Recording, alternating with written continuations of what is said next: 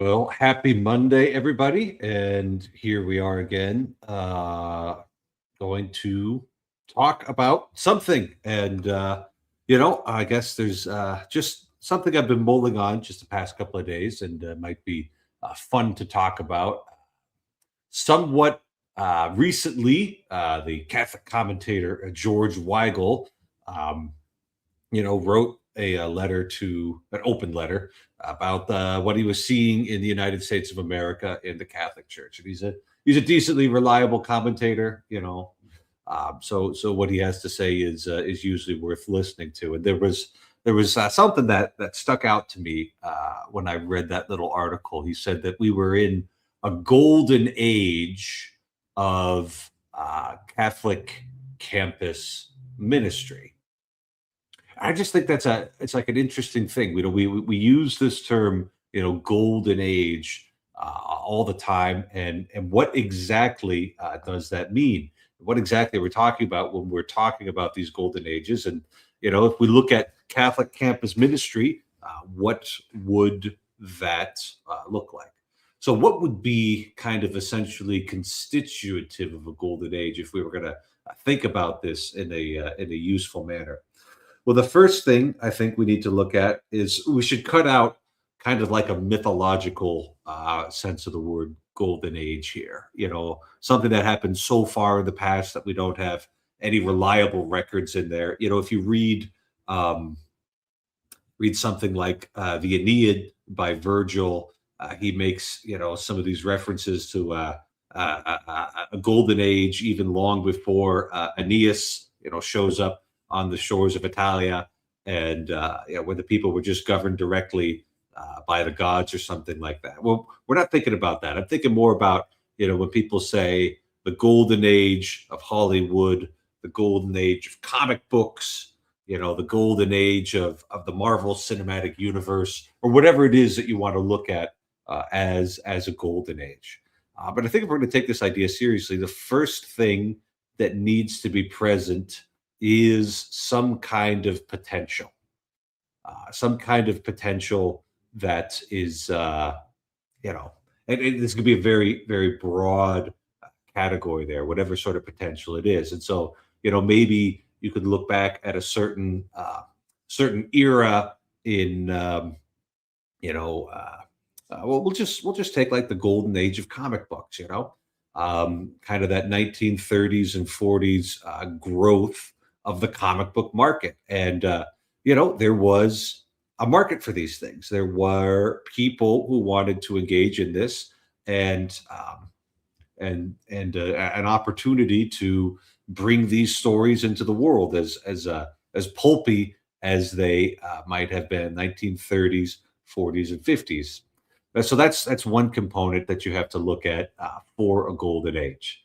And then the next thing you got to look at are people who see the potential and recognize what can be done with it. Now, sometimes you've got like a great towering figure who accomplishes this in a golden age, or maybe you have just a constellation of people who cooperate together to begin to bring this potential into actuality. There's not, only one way that this could happen. There could be a multiple ways in which these golden ages come about. Maybe one great man, maybe many people, none of them really rising above the other, cooperating together. And this is kind of the interesting question, the thing I want to think most about. Do the people who are in the middle of a golden age actually feel like they're in a golden age? Do they actually, see the potential crystallizing, or is this really only something that can be named after it's gone? When we've got the contrast to see that, yeah, things aren't the way they were before, and I rather expect that in whatever golden age that we might be talking about, the people who are most responsible for bringing it out, people who are most responsible for making the good things happen are probably not looking at the results of what they've done. They're probably looking at, all of the potential that's still out there that needs, like what their next project is, what their next goal is, where they want to move with these things, or maybe, if it's a little more contentious with that, how do we even keep the ship afloat here? We think we're doing something good, and things are really tough, and we're just hanging on for dear life. It might not be excited plans for expansion, but it might just be holding on to something that they think is good. That's what I imagine. Living in a golden age would feel like if you're involved in whatever sort of work it is that you're not thinking about how great everything is.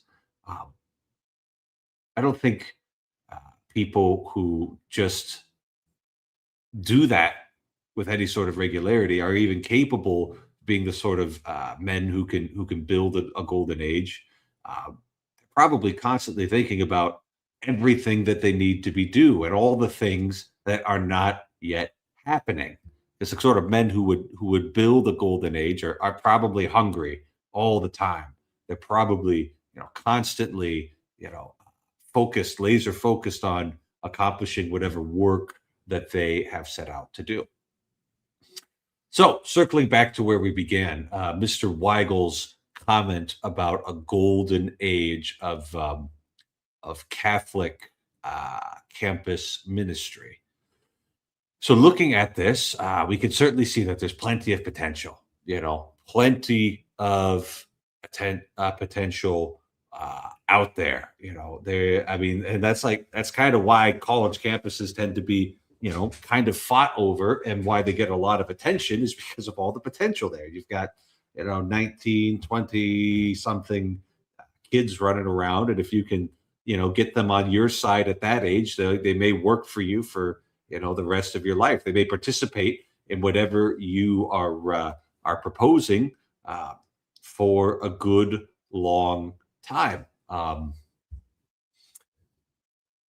And so there's plenty of potential out there, and there was a lot. There was certainly when the sort of movements that Mr. Weigel's talking about were founded in the early 1990s. There was also not maybe everything that could have been done uh, by Catholics being done at that time. But there was a fair amount of weakness, and there was a need for revivification there. Um, looking at that uh, category, there was certainly plenty of potential. And even though things are moving in the right direction, there's still lots of work to be done. And so that's the second thing. We look at the people involved in this. Are they resting on their laurels, or are they hungry and trying to expand? And probably one of the groups that Mr. Weigel has in mind when he's talking about these things is the Fellowship of Catholic University Students, Focus. And they have grown from one college campus in like 1993 to hundreds of campuses all across the world, using hundreds and probably by this point thousands of missionaries. They've got programs building. Um, they've built programs for training, and they've built infrastructure for fundraising. They've put on these very large national conferences, probably for the past, I don't know, at least 10 years, probably longer. And they seem to be very focused on expanding. They seem to be very focused on getting a team of focused missionaries on every college campus in the world. Um, will they ever manage that quite? I'm not sure, but they certainly seem to be on pace for continuing to expand their footprint. Maybe the designation isn't premature, and maybe it's not a sign that it's already passed. Mr. Weigel, being a distinguished gentleman, doesn't really fit the category of a focus missionary who are usually right out of college and going back to college, so it's not weird for them to be hanging out on college campuses trying to talk to students about Jesus. And kind of pulling back to some of the themes that we had talked to this channel. What is it that is really filling this space up? We've got all these people who are in need of the gospel. We've got these missionaries bringing in kind of the bread and butter of the focus approach is doing these Bible studies. And I haven't ever gone through one of these Bible studies. I've not examined it closely, but I've done a cursory examination. And if we were to put this into Lefebvreite terms, what this we would say is that the focus Bible study is intended to help engage with the Bible poetically, rather than in some sort of dry academic propositional way. They spend a lot of time, reading a Bible story and saying, "Well, how does this relate to the way that I live?" And that's kind of the core of their approach is these Bible stories. And yeah, that's kind of what they hook you in with, and they lead you to other parts of participation in the life of the church there. So, um, maybe it is a golden age. I'm not so sure, and I'm worried that if you're ever declaring something a golden age, that means the age is actually past and you've moved on to a silver age, which I think also has its advantages. But what also has advantages is hearing from our audience here on this Monday night. And so Mark is very happy to be here. It's another Monday. Ixnan's letting us know that this is the Monday the Lord has made. Definitionally true, and you love to hear it. This is indeed the third Monday of the third week of Lent, and we're happy to be here. Are there any classics that deal with this issue? I'd have to think about that. And Ixnan says Nebuchadnezzar realized he was in a golden age and was driven mad for his hubris. Well, I would prefer not to be driven mad. So, all right. And speaking of things that will might drive you mad, here are our esteemed guests here, Mark and Kirk. How you guys doing? I'm doing well, and um, your point about the golden age and like, can we say that it's because we're in it or measure it someone else? It actually kind of reminds me of a concept I was reading about recently, which is so the psychologist William James had this idea of a specious present, where sort of the past, present, and future are sort of mixed together, where the significance we give to the present is from our memory of the past and our expectations in the future. I heard Husserl adopted this and developed this. And so, like, the idea of well, we live in a golden age. Well, I think you can say it's in a sense that's related to the idea of the species present, in the sense that we would say the golden age is a golden age because, relatively speaking, we remember it as better than the present, if that makes sense. I mean, there's something to that. It's also really interesting that these folks are writing about it because, like, that's also how the mass works, but in a kind of a different way, right? So the mass is always a memorial of Christ offering the first Eucharist and Christ's sacrifice on the cross, and it's always looking forward to the wedding feast of heaven and our inheritance of that. But it's something that we're doing, every day. So I celebrated Mass today, and I will celebrate Mass tomorrow. And if God blesses me, then I will celebrate Mass every day until I die. And it's got that past, present, and future all being tied together. And there's not really any way to like cleanly separate these things. Most of all because the present is just always turning into past. Like right now it's happening.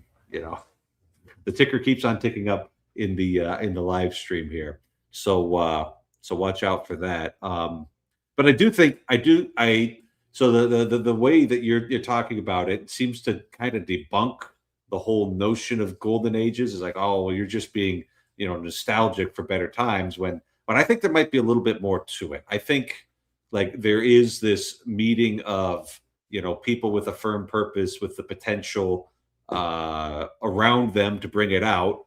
And it was Mark's reflections on great man history of theory of history that me bring that out. Like, well, yeah, great man, but also he needs like the work to do, and if the work's not there, then he'll just be like a great man who's just doing ordinary work, you know. Um, so Yeah, and the support system, like there has to be a hole for the great man to be great in. yeah, the head of, And at right, any like given time, it's there's not like great men. Winston Churchill won World War II all by himself. He was the head of the British government. Well, and that's the thing. Had he done something, or had he been the age he was then, 25 years later, nothing was going on. Nobody would. They might know him for his great speeches in Parliament, but not he didn't save London, right? Like if he wasn't there, if London didn't need saving in the way that he saved it, no one would know who he was other than he'd be like more like a Chesterton style character than anything else. And yeah, I mean, if Chesterton had been in a position to save London, I'm sure he could have done the work that Churchill did. Actually, there's no reason why not, right? There's no reason to believe that couldn't have happened. But yeah, the hole has to be there, and the great man has to be able to get in that hole. In other words, the conditions have to be right, not just the condition being there, right? But you have to be able to get into that position as well, right? But yeah, I mean, why describe time correctly and easily through participation when you can just write about it with a bunch of overly verbose, complex words and confuse everybody and call it philosophy, Father? I mean, it seems ridiculous. The nice thing about the Mass is that you just do it, and that's all there is to it. Yeah. But I mean, part of the reason I bring it up, Mark, is because I've heard, for example, that I've heard Father Eric say that the Pope Curia was influenced by this like phenomenological tradition and stuff, and so it's not like it's completely foreign to Catholic thought. Yeah, it's not completely foreign, but It's not about we love our John Paul II, right? Yeah. We don't have to say that absolutely everything he did was completely immaculate and perfect and without problems. He could be a little dense sometimes.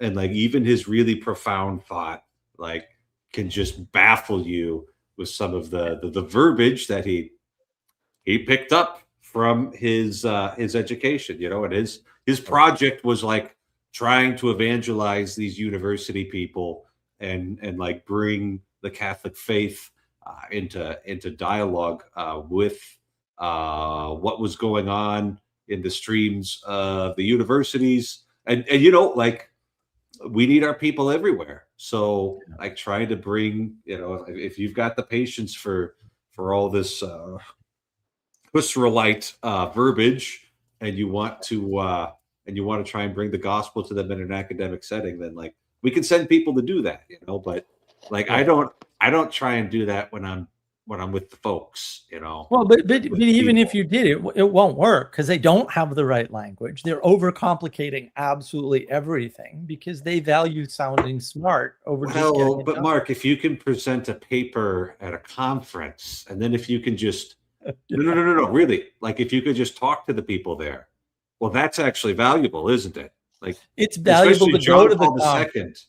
Like the go to the conference, right? Go to the conference. Going to the conference and not presenting a paper, you'll meet twice as many people, because when you present a paper, you're usually behind stage for a significant amount of time, and you're spending most of your time at the conference writing the stupid paper. So the people that get stuff done at conferences, because I've been to tons of conferences, are not the people on the stage. Okay? Those people are always in management. And that's fine. And we need good management. We put the Pope into management, didn't we? We put John Paul II into management. Right. And that's fine. But then you don't have time to actually fix problems and help people because you're busy in management mode. You can't do both. And that's the problem. Like, yeah, you can spend your time, all your time writing about or reading about complicated ways to talk about simple things and then feel really good about yourself and put 3 extra letters after your name, or 6 or 8 or 10 or however many. But you're wasting your time, like actually wasting your time. And that's really more to the point. And I forget who I saw recently, but I was just like, thanks, genius. I've been trying to tell you this for 6 years now. They were like, oh wow, it turns out that the ancients knew physics and mathematics. And I'm like, well, Yeah. yes, of course they did. And they knew enough physics to build the pyramids. Right, right. And these great Still cathedrals there. and all this stuff. And they're acting like this is a new revelation. And I'm like, well, had you been watching my channel for the past 4.5 years, you'd certainly have known that, because I bitch about that all the time. These people are just wasting their time reading books and writing books and coming up with new formulas for things that everybody already knew how to do. Like my favorite one was the finding that came out a couple of years ago, where they were like, if somebody you love breaks up with you, your heart actually gets physically damaged. And my comment was, yes, but I feel like every single human being that ever lived already knew that and didn't need a scientific study at all. There's whole songs written about it that are thousands of years old, and you people are just coming to this conclusion now. This is not a win. About it through bitter experience at the Christmas dance in 6th grade. And then like 2 or 3 months later, they find out the inverse is true. And I'm like, are you all geniuses? The heart damage that was caused by the breakup can be repaired by falling in love. And I'm just like, what do we pay these people? What are we doing? Everybody already knew that. Every single human being that came before you. Like, why are we publishing something this obvious? So yeah, I mean, that's the problem with it. And I think the other problem is, yeah, you get into this self-reflect. We were talking about this all day on and off on the Discord today. You get into this self-reflective mode, where you're like, well, I can declare when a golden age is. And it's like, well, I don't know about that. Usually that was the thing that made me scratch my head. It's like, yeah, all right, is this the golden age? Like, maybe, but like, how would don't you know? say so if it is. Right. Well, you wouldn't. Yeah. Right. If you thought it was, you wouldn't say so. How would you know? And also, I don't think you're right, Father. I think historically, what happens after the golden age is the collapse. It doesn't flow into a silver age then? No, the silver age is coming up. Everything. So there's a deep asymmetry in the world. You'll see this if you do any finance work at all, or you could just read Tillip. But the key in finance is, if you're going to make money in finance, you need to make money on the sell side. Why? Because sells happen quicker and they go down further than things go up in all financial instruments, all of them. It's really strange. Okay, all right. So like maybe our the way that we talk about these things, so like the comic books is the one that I've heard about, right? It's like you had the golden age, 30 to 1960, and then you had a silver age from like 60 to 80, and then you get a bronze age from like 80 to 90s, and then people stop reading comic books because right. But you're saying, well, actually, it's like you got to flip that whole structure around, and then like things, and that actually like that fits a lot better, frankly, because like I think about how Thomas Aquinas wrote the Summa, and and then for a couple hundred years, only Dominicans read it, and like there was no longer there was no interest in the greatest work of theology ever written, outside of, his friends. And it's like, and then like all of the theology started getting bad after Thomas Aquinas, right? And it started becoming, like we've got Duns Scotus going around talking about the univocity of our way of speaking of being, which is a flattening, and then we've got that's bad. And then we've got like nominalism creeping up, and all of that is I don't like any of it. Well, that's the mimicry cycle. This is where Girard actually comes in handy, even though he's a sneaky little snake. The mimicry is important. So in any golden age, you're going to have an exemplification by definition, right? The goal, obviously. So you're looking up at the goal. By the way, there's a video coming out about this with slides. I recorded it today. So you're going to look up and try to mimic that. Like that's going to happen.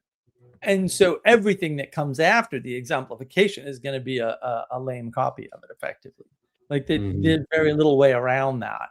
And there'll be some exceptions, obviously, because there'll be consecutive great men in a field or something. But that's really what's more likely to happen, especially when you have people who, think they can, they see, oh, Jesus gave sermons, so I can give sermons, which came up today on Twitter, of course. It's the most remarkable Twitter thread ever. Anybody can give a bad sermon. Well, I didn't see. I was so good. Like maybe one day I will. Yeah, there we go. Maybe one day, Father, I will show you this thread. It is the most like seriously. I was just like, did someone write this sentence for real and then like write it publicly too? And the irony, it's so deep in irony, it's kind of hysterical. But like that's the problem with the golden age, is that people are copying what they see of the ideal, which is not the whole ideal, because no one can see the whole ideal, right?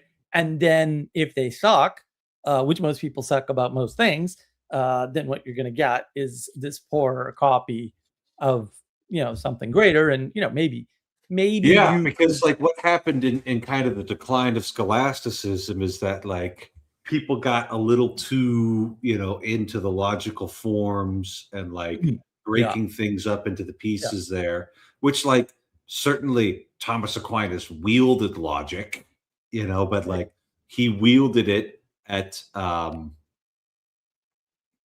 service of the truth, and like he made sure that he had really good premises, and then like the logic was sound. Okay, that's great. And then like what he really did that is really hard to manage is keeping the whole thing coherent, right? His whole theological system like being coherent, and then like really grounded and practical too, if you know how to use it properly, which is not guaranteed. So well, and that's really, I think that's where it all breaks down, right? Because of the age of gnosis, with propositions being so highly valued and equated with knowledge for some stupid reason, that's sort of breaking down now. I see a lot of people sort of catching up to our work and going, hey, wait a minute, propositions are garbage. It's like, yeah, they kind of are, right? But what the other thing that happens is you get a bunch of tools, just dissected random tools with no user's manual, which is fine if someone's there to show you how to use them properly and correct you when you don't, right? Otherwise, you just cut your hand off with the saw, because that happens to people. So these are not random hypothetical examples. There's no reason to use hypothetical examples to talk about the real world, right? So that's what we're living in. We're living with a bunch of people who have a tool like logic. Maybe they're not good at reason or rationality, but they're really good at logic. Or so they think, which is even worse. I think I'm good with this saw. I've only cut off 3 of my fingers so far, right? And then they start using that tool, and then which is fits exactly this Twitter thread. Oddly enough, it's exactly what was going on, right? And leads to the lofty claim, well, Jesus did it, so I can do it too. It's like, what? I don't know, bro. I got baby, but like I wouldn't count on it. Why say it publicly? Like, if I ever had the hubris to think that way, I sure as hell am not stupid enough to say it publicly. I probably wouldn't say it privately either, but I certainly wouldn't say it publicly. So here's, this last weekend, I was leading a silent retreat for 11 men. And, I gave conferences in that. And my second conference was way better than it had any right to be, because I kept on, I didn't have the time to work on it the way I thought I did. And then I like edited it mid thought as better ideas were coming to me.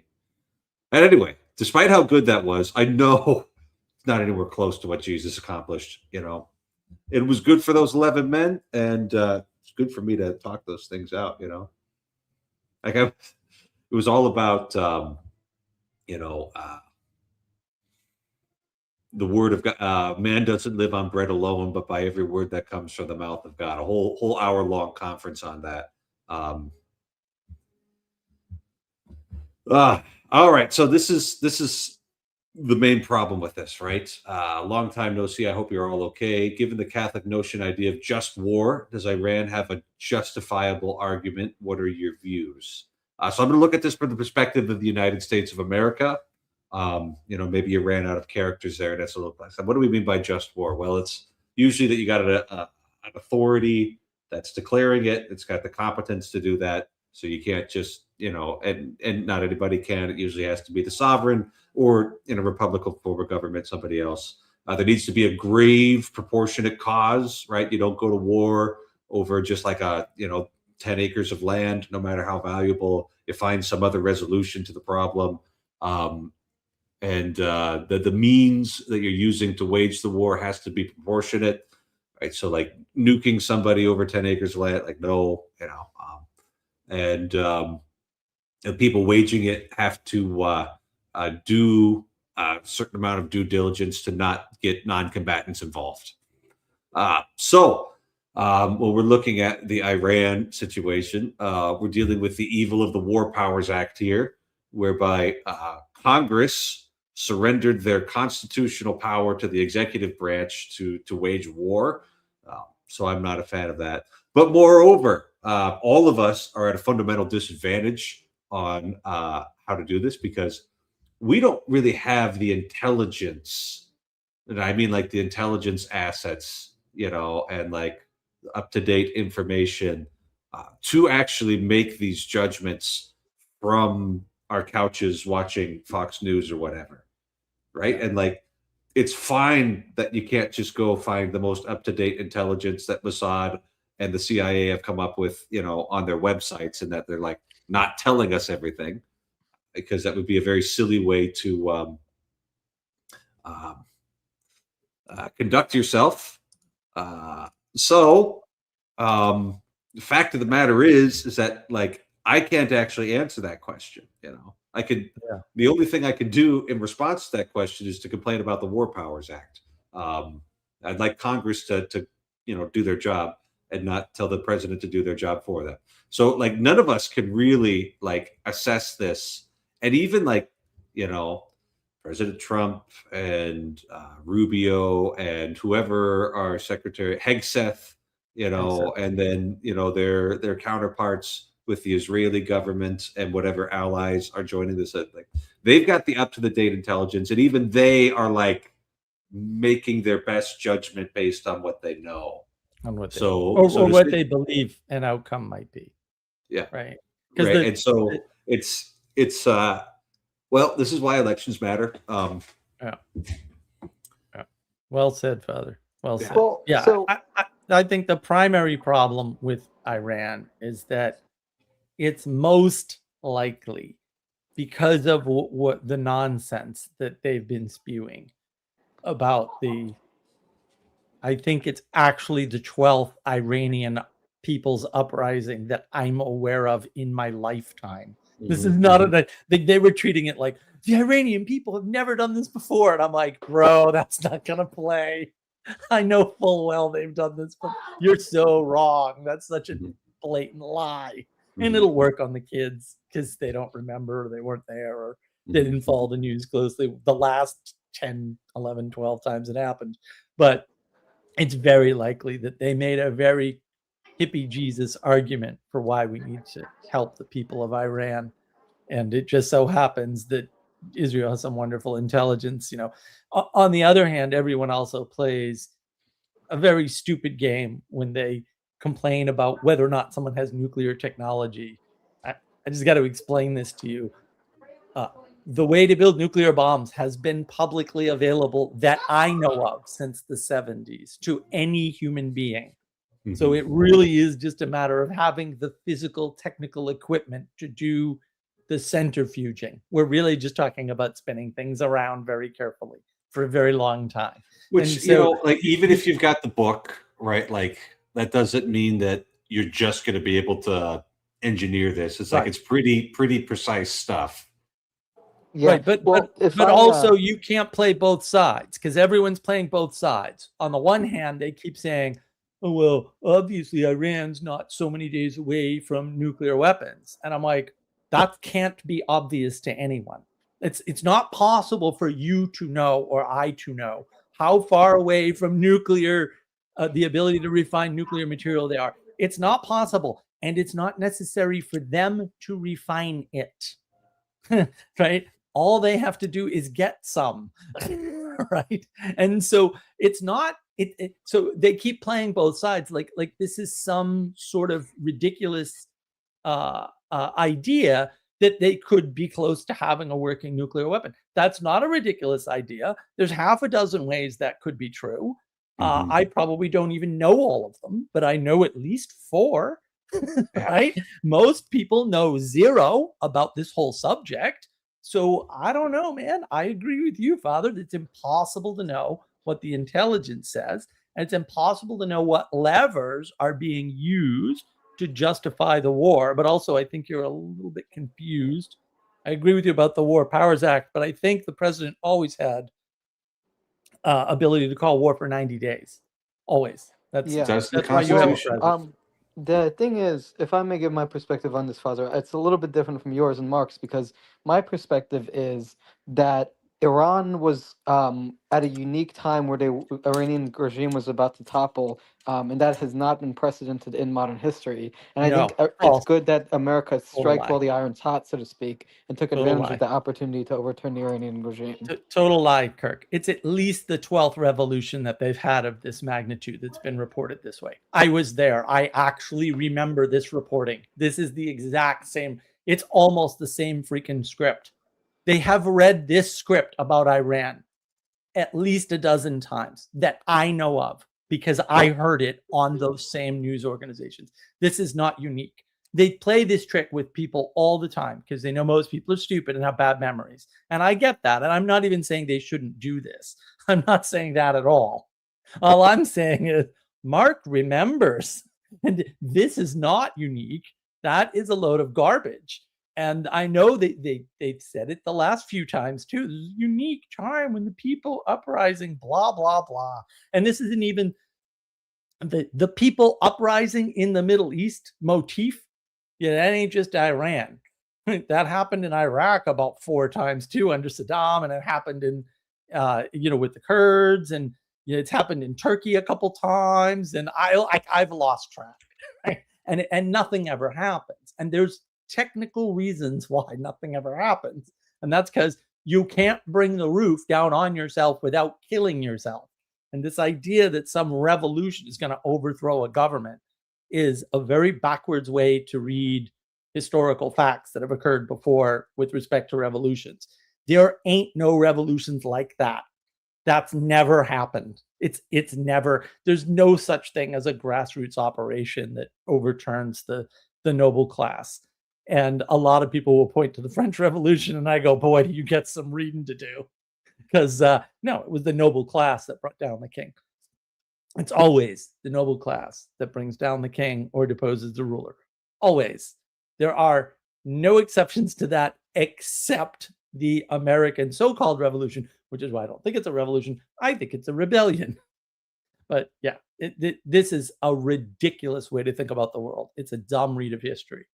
And how do we know what's actually going on in Iran? Again, we've got all these intelligence agencies, and they ain't talking to you and I. All they're going to do is manipulate public opinion, which again, I'm for that. I'm not you got to tell everybody the absolute truth sort of nonsense person, because they did that with Iraq, with the second Iraq war, and it turned out to be a mess.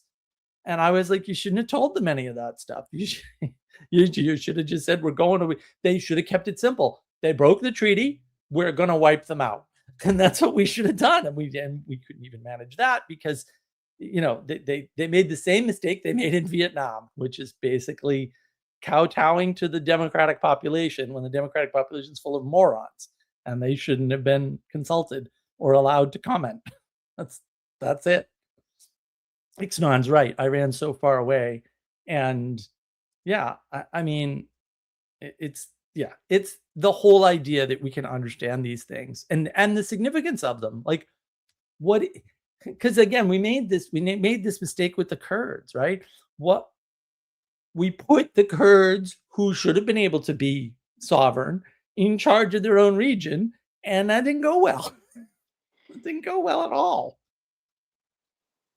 So Rousseau and Marx were wrong about history? Yes. Yes. Yes, they were. I mean, yeah, like I don't, Yeah, like that I makes just sense. outlined. Because you- I haven't read them. I heard they had this idea that like history is like a perpetual idea of revolution to liberate the individual from Yeah. oppressive Yeah. circumstances. And Rousseau it's and Marx are nonsensical. wrong about that. Rousseau and Yeah. Marx are wrong about that. That's just Rousseau. Like I don't like that obviously can't be correct. Like you can just look around and sort of see that nothing ever Yeah. happened. I mean, part of the contradiction here is if there's no such thing as human nature, there's no such thing as a human being to rebel. The idea that there's no human nature, which is a very postmodern claim, it's logically incoherent. Yes, everything from every so-called philosopher past Plato and Aristotle is logically incoherent and inconsistent. All of it. This is what puzzles me. I'm like, guys, you talk about logic all the time, and then you listen to people who are giving you logical contradictions left, right, and center, and you never figure it out ever. Probably because they haven't actually studied logic. Yeah, They just talk about it because they watch Star Trek and they like Spock. Well, and some of them are okay at first order logic and they fail at second order logic. And the reason why they fail is because they assume symmetry. And they don't realize, as we started out with, falls, shorts, things that crash go faster and further than things that go up, right? History is this big, like, going up, bang, you lose all of your progress and more, and then you start over, like always, and not just along one dimension, because all these logisticians, they typically can, and Jordan Peterson talks about this, they typically cannot do what are called multivariate equations. Multivariate equations are very tricky for scientists because they need a single variable to isolate. And so if it's a multivariable equation, they're kind of screwed. Their tools become much more fuzzy, much more limited, and in many cases don't work at all, right? So like you can even do pharmaceuticals.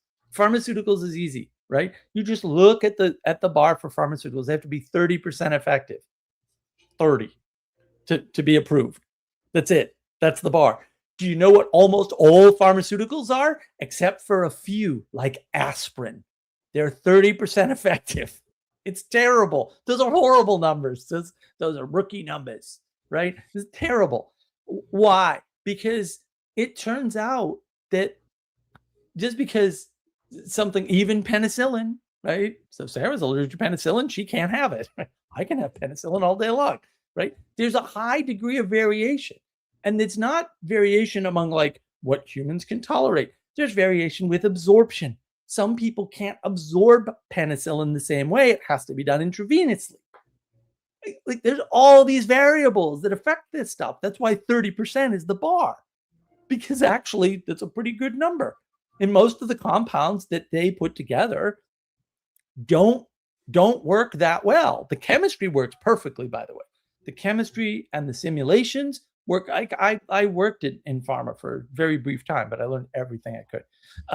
And like, yeah, they know this. They're well aware. They're like, oh yeah, no, this stuff works flawlessly on the computer. Here, you want to see a 3D model? This is how it works. Look, it attacks the little thing, and then it opens up, and it does this. It's like, oh, it's really cool, right? But it doesn't work that way in practice at all, right? You're lucky to get 30%, and that's after you do a bunch of chemistry. But like everything's like that in science. It's all multivariate equations, especially when you're dealing with humans. And the problem with guys like Rousseau is they're just boiling everything down and doing like poor man's theology for reasons I don't understand. And they're just not that bright. Like at the end of the day, these are not your star players, guys. They ain't hitting 30%, right? 30% of the time works 100%. Exactly, it's not. Or every time it works 100% of the time. Kidneys. Yeah. And that's the problem with these clowns. They're all clowns. and it doesn't say that everything they do is worthless, but unless it's philosophers past Plato and Aristotle, in which case it is worthless. But most of these scientists, like they're in a, and it's not, science is not supposed to be a field of constant innovation. Science is supposed to be a field of very slow, radical innovation. And we're not treating it that way anymore. And that's already a big problem. Like everybody wants to be a rock star scientist. Well, the golden age of science was 1930s. So I don't know what to tell you. Particle physics hasn't changed since then, except a tiny, tiny bit. Tiny refinements. That's it. Right. And every 5 years, some retard or set of retards comes up with a new particle physics model. Right. Sabine Hassenfelder talked about this there. And all it is a money grab from a government. That's all it is. Mhm. And maybe that's okay. I'm not even saying I'm opposed, but So I just I did a little review of our Constitution. Congress has the power to declare war, grant martyrs of marque and reprisal, make rules concerning the captures on land and water. So that's clear. It doesn't say anything with regard to the executive branch and the president as to war, but the states can. No state shall, without the consent of Congress, engage in war unless actually invaded or in such imminent danger as will not admit of delay. So, like the power of making war is vested in Congress, but the states can do it if, like, the Canadians are coming across, the Detroit River. The Michiganders can repel them without having to ask Congress first. So it doesn't make any mention of the president, other than he's the commander in chief of the armies when they're declared to war. The War Powers Act goes back to like the 1960s and 70s. So you may very well not remember a world without it.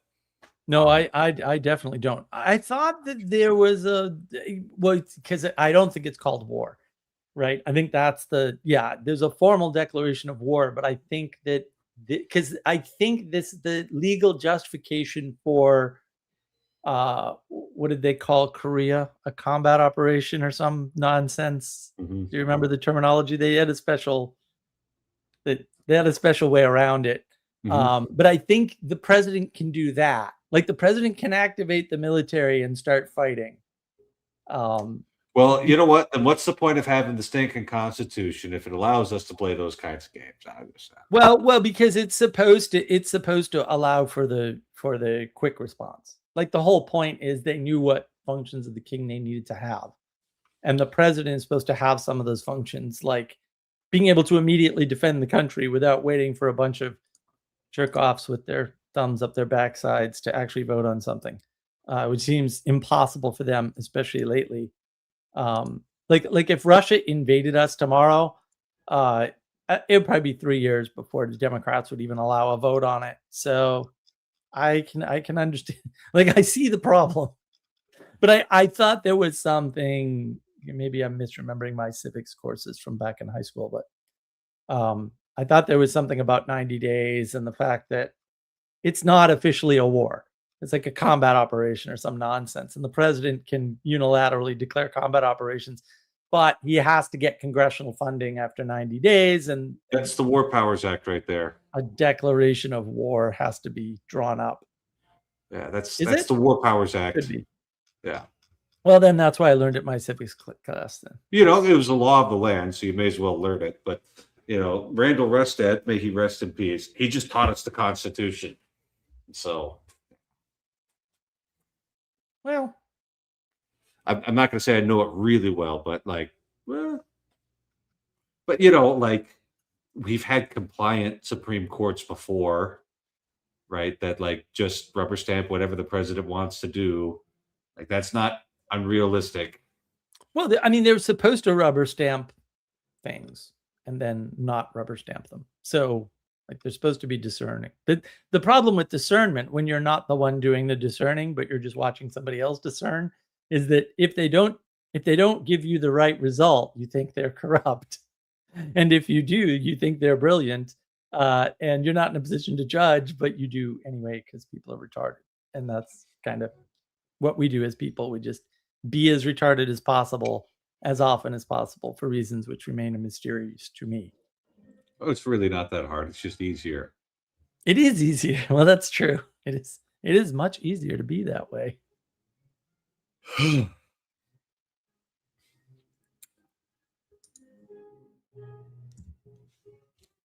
All right. There's Welcome. Jim. We got news from tomorrow here with Jim here. Well, News thank from you the for future. answering the question. How are you, boys? Everything all right? Yeah, I'm just, very Everything's all right on busy. my Well, end. You're going into sort of what? Not autumn, spring. Yeah, that's right, You're spring. coming in the spring. The Oh, snow's actually melting out there, which is unusual for this part of March. So usually it sticks around just a little bit longer, but I don't miss it, so that's fine. Yeah, I actually had a few glimpses of your mass on your channel the other day. Just I didn't have time to listen to your uh, what's the word? Uh, the full mass or your So was this the parish mission I gave, the unlock your baptism thing? I think so. Yes, Yeah, I think that so. was But I a just that was a parish mission, so it was in the context of adoration, not mass. But no, I that's was right. Yeah, vested in preaching, so yeah, that's right. Yes, a bit Mhm, confusing, mhm. but anyway, that's great. Yeah, But did that. uh, Golly, that's oh, like 3 years ago now. exactly. I haven't got time, Wow. but anyway, um, well, we live in interesting times, I suppose, and You I'm know, we really would worried. we I don't know. wouldn't. Maybe I'm exaggerating. You know what I'm saying? I'm sort of a hyper sensitive and hyperactive type of guy. Yeah, yeah. Well, I mean, certainly, if you're looking to become nervous and agitated, I don't think it's ever been easier to Mm, do that. It's like you can just hop onto Twitter, follow 5 accounts, and have a nonstop stream of impotent, anxious rage fuel your days from now on out. Which is actually, I gave a men's retreat this weekend for right. 11 men, and in my second conference, I really, took seriously this idea that man does not live on bread alone, but on every word that comes forth from the mouth of God. It's something that I said over and over again, is that if you're starving spiritually, you will eat garbage because like you Exactly. don't really live on bread. Like the meaning is actually much more fundamental to us there. And I pointed out all sorts of different ways where this could go wrong. Some of it being obvious, like somebody's got severe addictions, and they're filling their meaning with the passing pleasures. But it Mm, even, like, people can get too caught up into sports or politics. That's a way that they can start feeding on garbage. And then yeah. I did like some really fun cultural commentary. I talked about the Matrix and how big of a deal that was, and how lots of people watched it and they were fine, right? Because if you Yep. already had, like, let's say, a good word in you, then that story's not going to do you any trouble. But like, let's imagine that you're a little lost internally. Maybe you haven't even noticed it yet, right? And like your soul is hungering and starving for something, and you get this idea that the world is around us is actually an illusory simulation. You know, uh, Sort of a gnostic gospel for the early 21st century there, and that idea just starts gnawing on you, and this, it just, it like sneaks in this little idea that we could actually simulate the universe. That's like, I don't think it's really that big of a coincidence that, like, the peak of Richard Dawkins, Sam Harris, Christopher Hitchens, like that came right after The Matrix came out. They're like the myth of, Yeah. we could just simulate the universe if we had enough information, and like, not just an NVIDIA or a RTX 6000 Pro, we need an RTX 7000 Pro, and like, once we have that, we'll be able to simulate the entire universe there.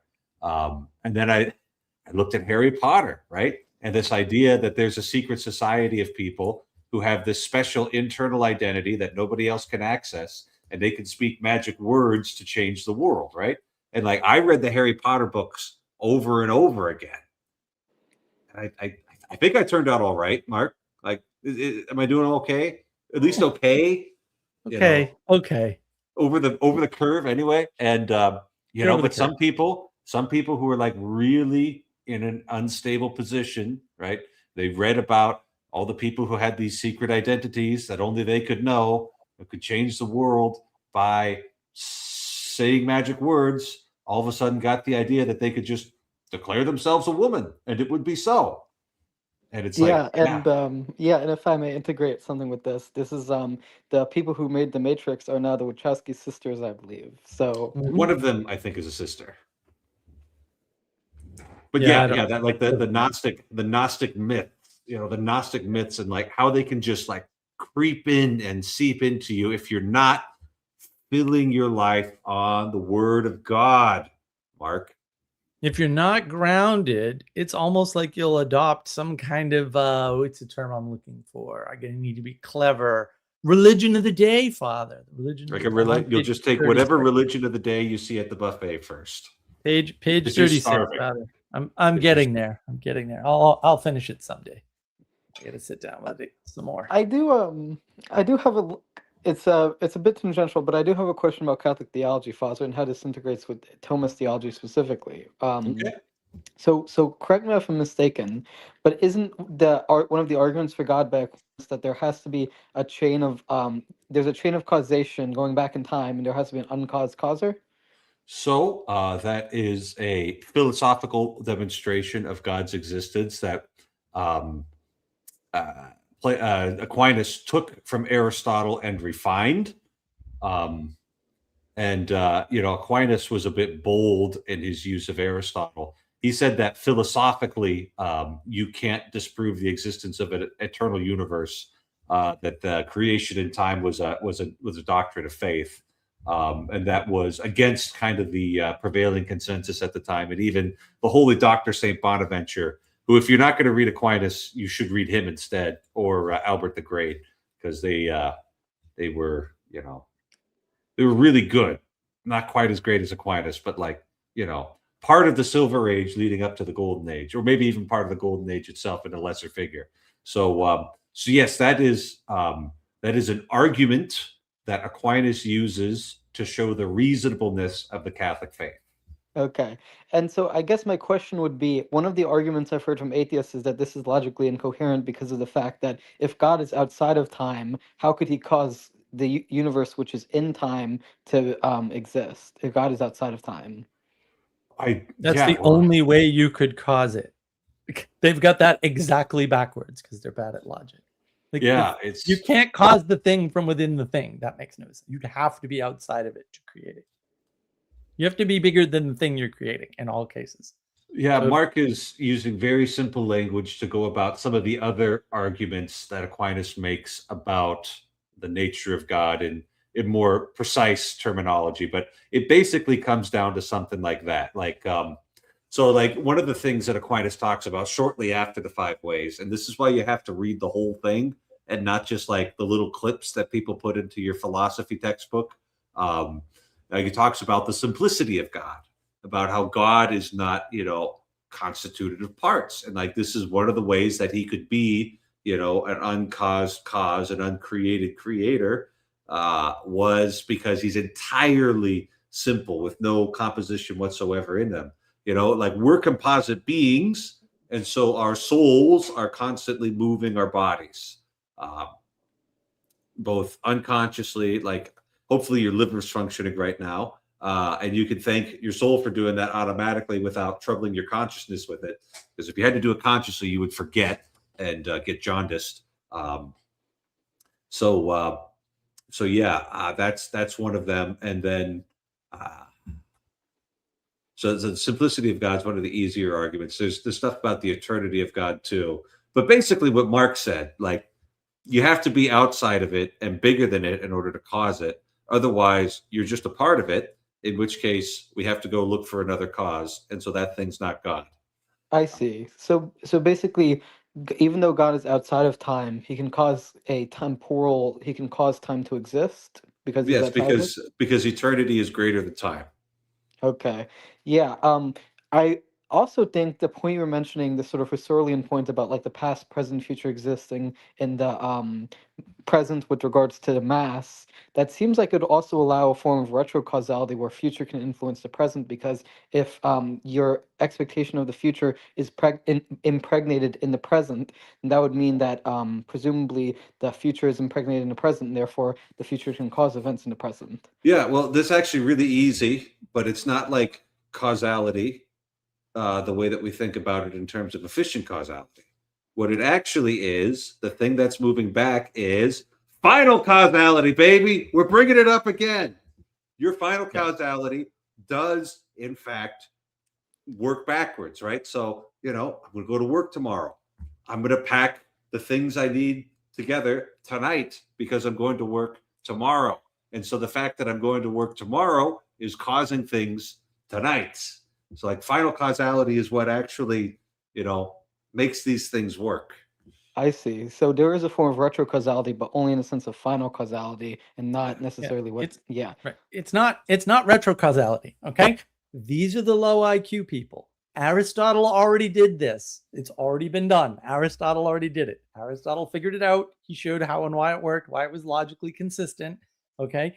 If they didn't get to Aristotle and they're using new words, they're on the low IQ side, right? Just Aristotle already did this work.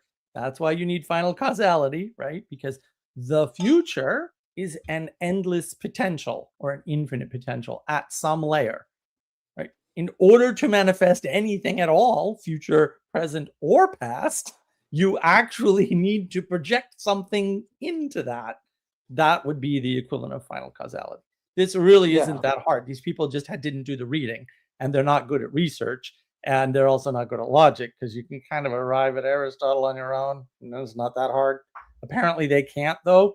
So maybe don't trust them with anything difficult. Like if that's what you're having struggles with, like don't program a computer. Like, wow, if you're that bad at logic, it's all over for you. If you have to name it retrocausality or something retarded, you're either very bad with the language or very bad with the logic, but more likely very bad with both, actually. Well, I think the only disagreement I would have, Mark, is just with the semantics of it. Because to me, causality which has some sort of effect on the present is by definition retrocausality for me. Like, Yeah, so it's not retro anything. Yeah, like causality doesn't work in relation to time in that way. Causality doesn't affect time. Time is the result of causality to some extent, or at least the observation of causalities. It's the measurement of change. Right. So there is no retro anything in time. That's a ridiculous way to talk. In fact, physics itself relies on time being unidirectional. That's why every time somebody goes into this time travel thing, I'm like, I know what you did, right? Because there are whole books about this. There are whole books about why you can't do this. It works in the math on paper, right? But it doesn't actually work because you can't actually do it, because you can do a lot of things in math that don't work anywhere but on paper, right? This is famous. This is super famous. Everybody in math knows this, right? That's why they keep inventing new maths with new sets of constraints to understand things from what would be the equivalent of a different perspective, right? Because this is actually how we got the multiverse nonsense, right? This is all based on Brian Greene's terrible work, where they went back to the late 1800s and found a way to do some kind of, I'm not a mathematician, some kind of math with real negative numbers or imaginary numbers or some nonsense that applied to, it's either protons, electrons, or neutrinos. I don't remember which. And then if you happen to use that math, all of a sudden you get string theory, right? But the problem is, right, 30 years later, or maybe 40, I forget, and Sabine Hassenfelder has a video on this too, if you want a skeptic to show you why they're all dumb, right? It doesn't work. Like all of the predictions they made for string theory are wrong. Every single one of them. They predicted nothing. The math worked. Math worked great. It was just wrong because most math is wrong. That's all. Well- You're just sampling the math that works and going, math is great, it works. It's like, well, not really. There's really an infinite number of mathematical equations, and almost all of them just happen to be completely useless and nonsense. Well, it's complicated, Mark, because like I've heard some, like for example, I've heard the Wheeler-Feynman absorber theory, and there are certain interpretations within quantum theory that do involve what you might call final cause, what some people call retrocausality. Same concept, I think, which is basically the future has some relationship to the past in the form of affection. What a banal does. statement. The future Yeah. doesn't just pop out fully formed out of nothing. Of course, it has a relationship to the past. Yeah, that's bizarre. It's a look, you can't apply science to these things. Period. Again, there are books about this. If you change time as a single direct unidirectional mathematical object in your model, nothing works in physics at all ever again. Period. That's actually why they have quantum mechanics, because quantum mechanics actually is a different set of math that doesn't care about time, among other things. It does funny things with the arrow of time, right? And so the idea that you could take classical mechanics and quantum mechanics and put them together is very low IQ. It might be negative IQ. In fact, every time someone says that, they might be removing IQ from the universe somehow. I don't know how, but I'm fairly sure that's what's happening. This is a really stupid idea, right? Because the difference between quantum mechanics and classical mechanics is simple. It's called scale. It's actually all it is, right? Like quantum mechanics deals with things that are very small. And once things get below a certain threshold, the laws of Newtonian dynamics no longer apply. You know when else the laws of Newtonian dynamics no longer apply? At the scale of the universe. Weird. It's like sandwiched in between these two other set of quote laws of dynamics that aren't Newtonian. And we just don't know what they are because we don't operate at that scale. And so we'll never see either of them clearly. See how easy this is to resolve? Which also means you don't need to know them for anything, because you don't exist in that. It's not important. It's like the flat world argument. Of course the world is flat. Of course it is. You interact with a flat world. Sorry. You don't have the option of interacting with a world going around a sun at some ridiculous speed that's round. You're not big enough. It's just that simple. So if you want to do that, you have to play the Outer Wilds, where you explore a little solar system on a little spaceship, Right. and then you can have the experience of living on a sphere. And what usually happens is you end up like falling into the sun. So it's good that the Earth is as big as it is and as far away from the sun as it is, because you don't want to fall. I into the see. sun. So I think the moral of the story here would be that the arrow of time is necessarily asymmetric, but that doesn't mean that causality, that's not the same thing as getting rid of final cause, because there is still a final cause which like determines the teleology of objects and people. Final cause this is why science can't do anything with it, because the science can't do anything with long-term future prediction except large objects at low precision, right? And it can't do any prediction at the quantum layer. Like that's what the quantum thing is all about. Oh, it turns out when you go to quantum, all our prediction methods fail, right? Except at a higher scale than quantum, right? But then if you try to take those methods and you use them at the scale that we exist at, classical mechanics, right, with Newtonian dynamics, and you try to make a prediction within that, it fails because it's coming from the lower layer, and so the precision is incorrect, basically, right? And so if you try that at one scale up, right, at the scale of dark matter and dark energy, for example, which are nonsense. I think Mond is correct. Dark energy is dumb. So if you do that, you can get very good predictions about galaxies and about solar systems and planetary systems.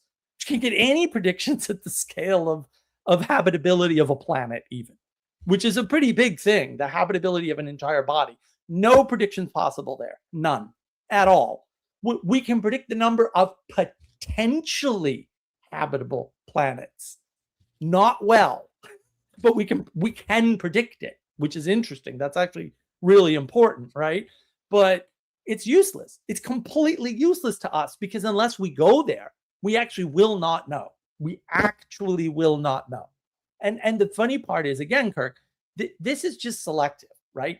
If you read the damn papers by the actual people doing the actual research, that's what they say. Ask me how I know, because I've read a bunch of them. They all say the same thing. I've talked to some of the people who did the work in the 90s, back when I was in Boston. They know that this is true. What I'm saying is true. I'm not making this up. Right? You just talk to top-level physicists. They will admit the trick. It's everybody else who's lying about it. It's the people with the IFL science T-shirts. Yeah. They lead you astray so often, just sickeningly often. You know, whereas the real scientists are like, oh man, this math is all really hard, and I have to fill out another daggone grant application. No, none of these really, cool things like retrocausality or us being able to move faster than light are even possible. At least nobody's come up with a way to make that work yet, and it doesn't seem likely. Now, are you going to help me with this grant application or not? Or not, right? Well, and they do that. Like I've been in the room. Like they do that when they're writing grants. They know what they're doing, right? And I don't even necessarily disagree. I would like to keep the people who, at least the people who were at MIT in the 90s and 2000s, very far away from everybody else. Like I like them at MIT. I don't want them talking to regular people. It's dangerous. I make that case in one of my videos. I do think, however, we need to fly to Alaska and punch Ixnay. Can I chime in for 5 seconds and really make it dumb it down to the lowest common denominator? Sure. You're talking about mathematics. Again, I'm not a mathematician by any stretch of imagination. Believe me. Can you hear me? Hello? Nope. Yes, you just got a lot louder. All right. Yeah, I just lowered my mic. But the thing is, and the beauty about this is, resolved 2,000 years ago in the Greek letters called alpha and omega. No, alpha and beta. Alpha and omega, beginning omega, and the end. There's no beginning. Yes, omega. Sorry, and a lot of priests wear it on their vests, and that's been the thing which is beyond human understanding. Namely, I always like to use a simple analogy: 2 fishes or sharks swimming in water in the ocean. They do not know what's going on. Right. They don't talk about water, whether it's salty. That's their element. They're within their element. So the situation, it does not even occur. So when you talk about time, space, all of those are mathematical ideas and equations.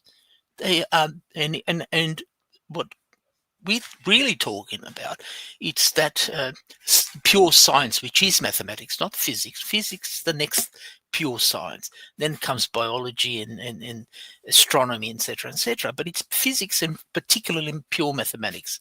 And they're trying to rebel. All these rebellious people.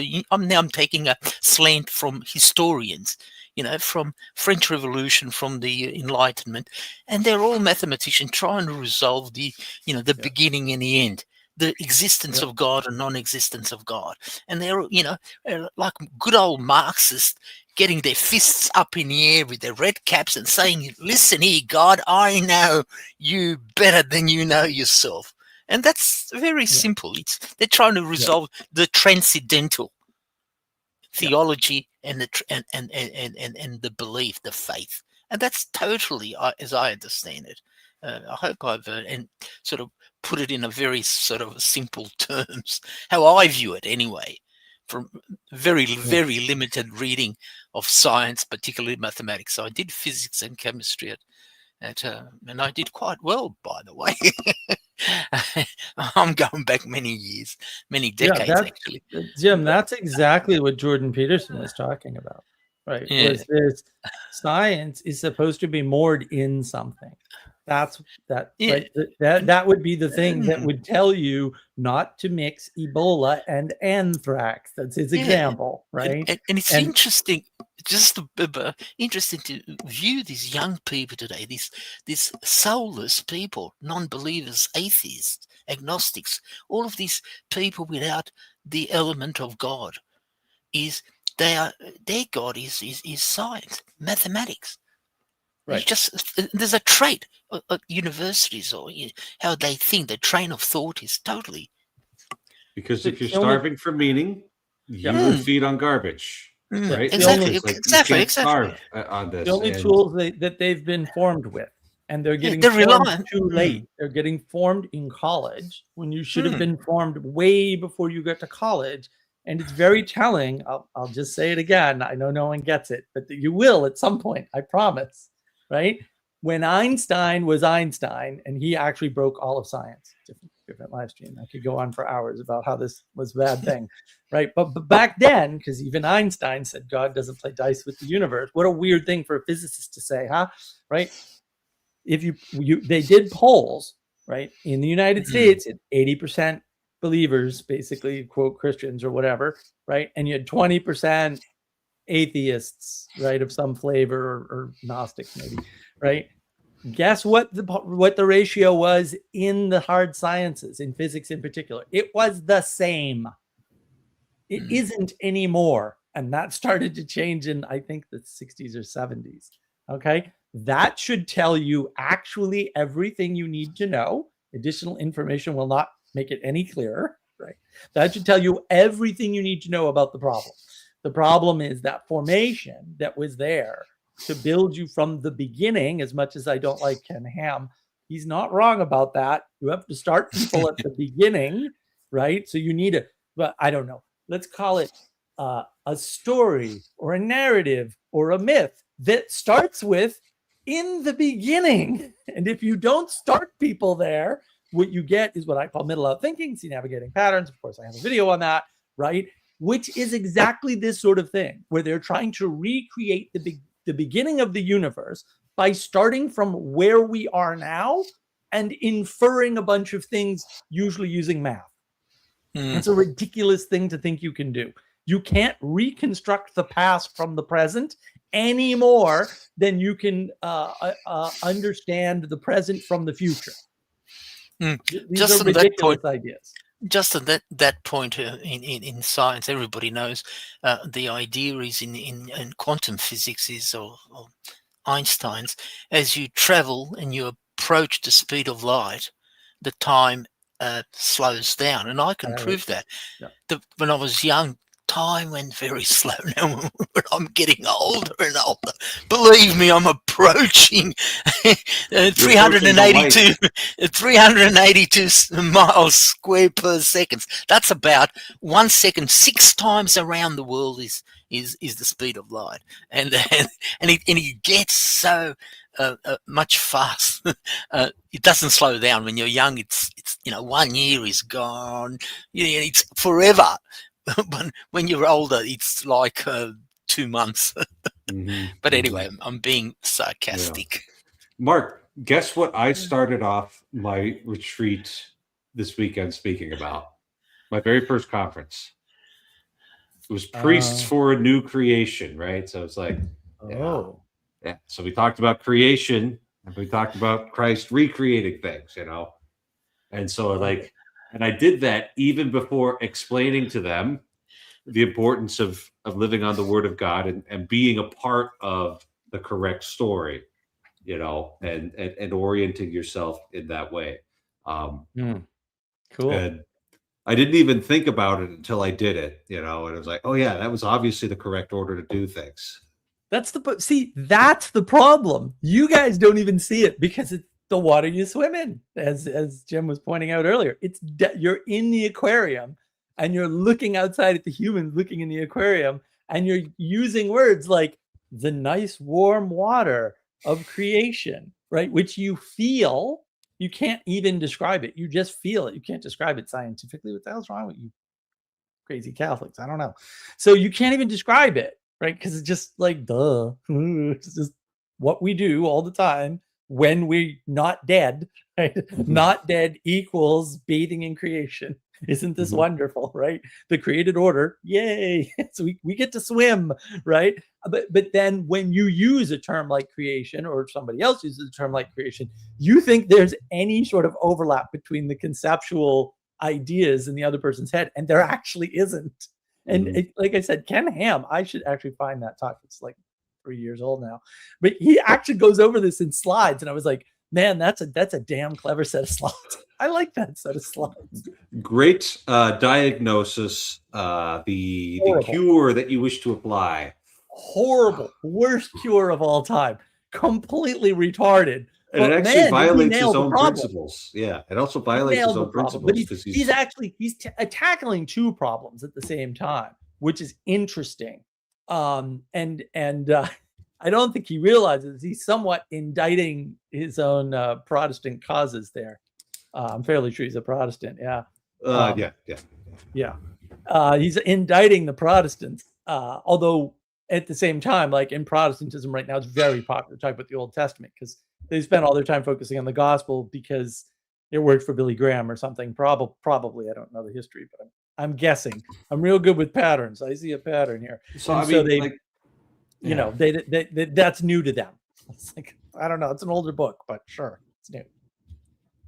Yeah, well, that's going to cause some problems because all of the writings about the tabernacle, right, and like the temple and the priestly service and all of the regulations in that, it's like, I can link that. It's certainly very different. I love to make the joke about how if I was a priest in the Old Covenant, I wouldn't be wearing a chasuble right now. I'd be wearing a bloody apron and carrying a knife because, like, that's what I'd be doing. I'd be slaughtering animals, but it's like I can link what we're doing in the sacrifice of the Mass and all of our temple worship, back to that.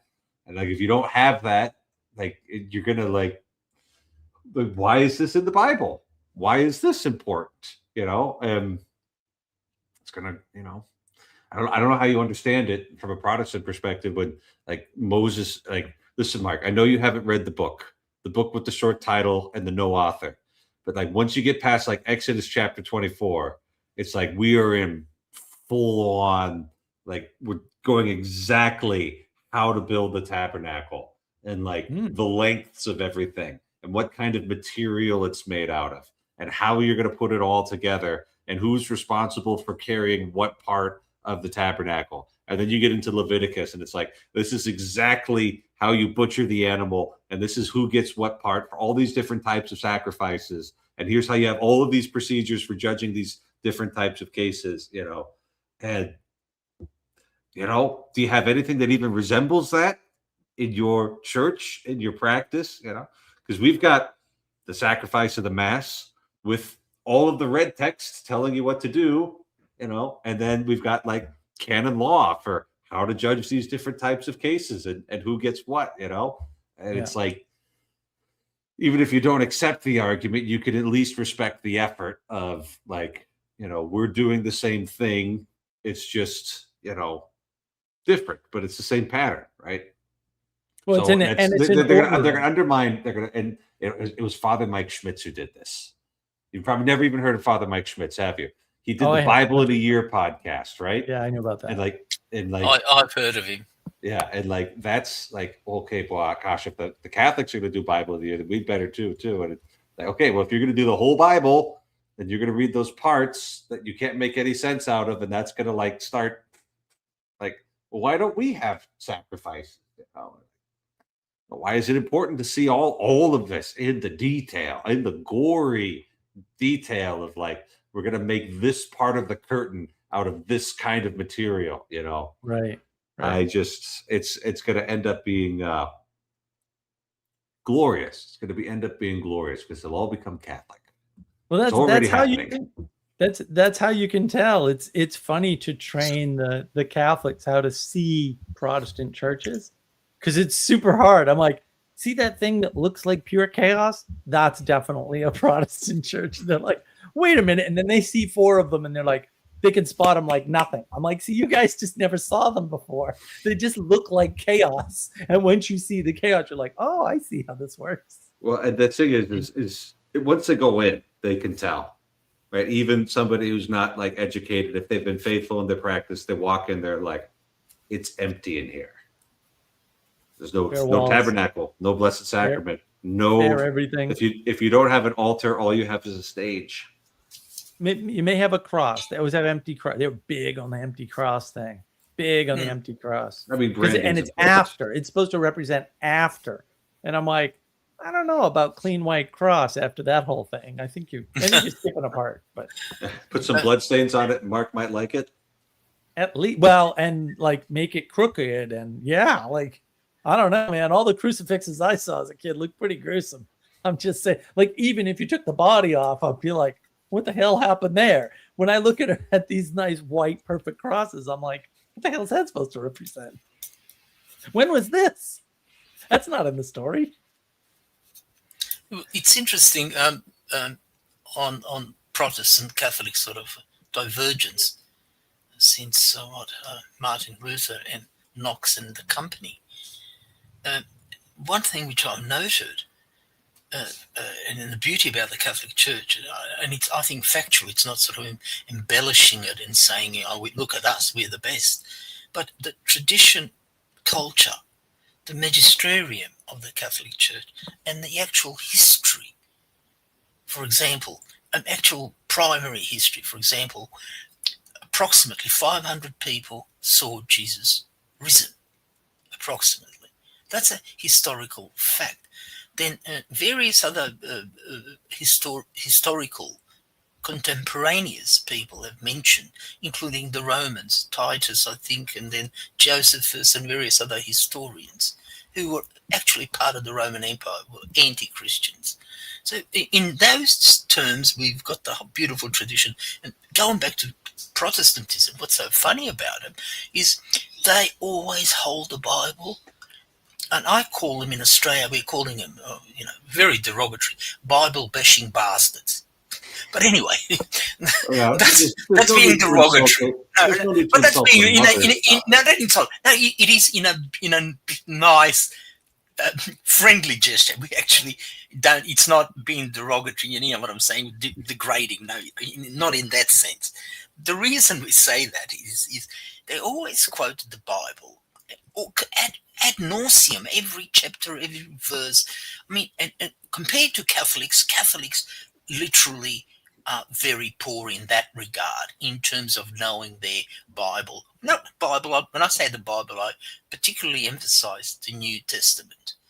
The Protestant tend to emphasize the Old Testament more than the New Testament. That's my perception, I think. I could be wrong in that. But the main problem they are having, and I mentioned that before, is interpretation of the text. The whole idea is sola scriptura. It's you, the Bible, and God.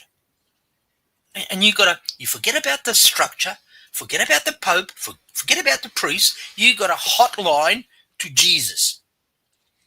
Hello, Jesus, here I am. I believe you, I'm saved. What an absurd. And then they say, this is where they bite their tails, if it's not in the Bible.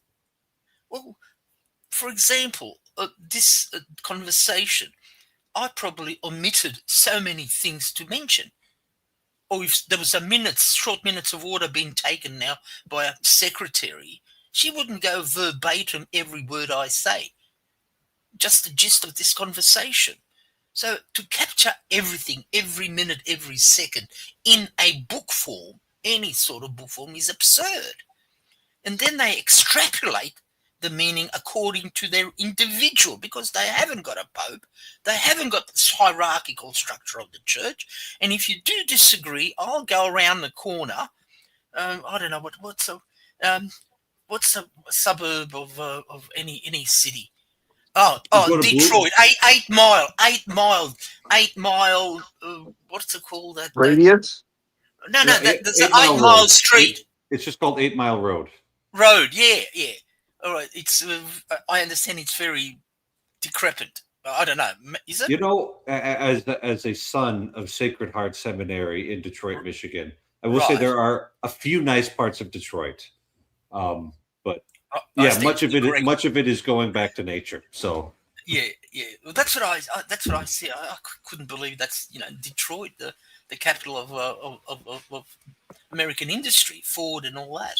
But anyway, so they don't seem to understand that, and a lot of Protestant are looking for stability, and a lot of them are going to Orthodoxy, and a lot of them also are going to Catholicism because that's the stability. I mean, look at England, the Protestant churches in England, Church of England. Now they've got the Archbishop, a woman, I think, and it's absurd. Anyway, that's my take on it. yeah, and the thing about I don't know. I wonder, what, and this is me actually wondering, like, if you're in a very low church Protestant tradition, what do you do with the temple and all of the sacrifices? I guess like the only thing you can do with it is say that, Christ fulfilled all of this, but like all we can do now is just sit back and like remember, inside of our heads what Christ did. We don't actually have any tools to engage with it like we have with the holy sacrifice of the mass and the sacramental systems. So yeah, it all has to ride on our memory of Christ and not any kind of I mean, I suppose they do it when they celebrate the Eucharist, but they put it in the plastic cups, and like that's not okay.